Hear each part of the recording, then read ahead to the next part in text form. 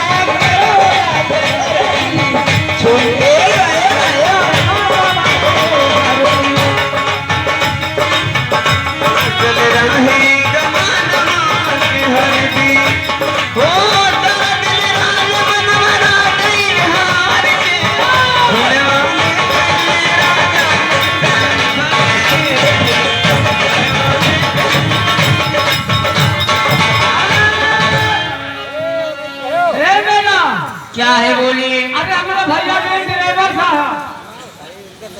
Kanhaiya Lal driver Subhash भट्टा मालिक का ड्राइवर हाय टाका है जाइना भैया बिना खेतवा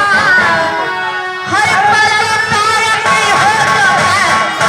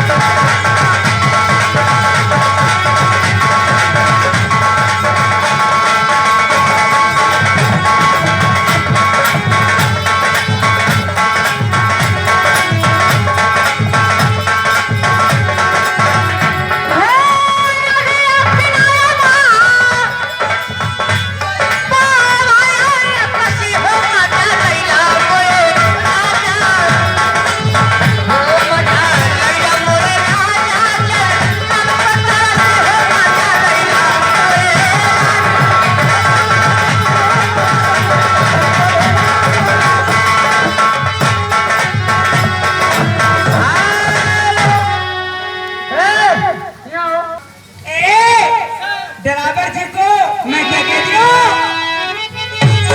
कि आंख भर ले तनी तनी हंस के आंख भर ले तनी तनी हंस के बाकी ले गई मनवा में बच के बड़ी में चैन चैन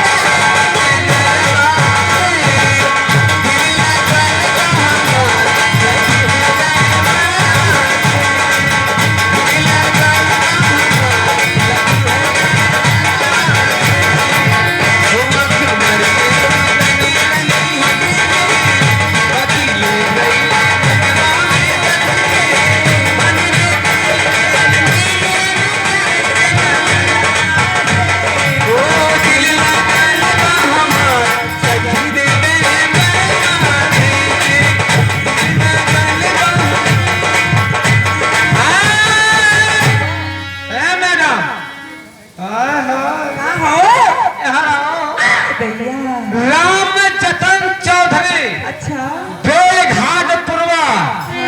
ये जानते हो क्या ये बम्बई से भेजी ना 50 रुपया से वहां से 10 रुपया अच्छा 10 रुपया हाँ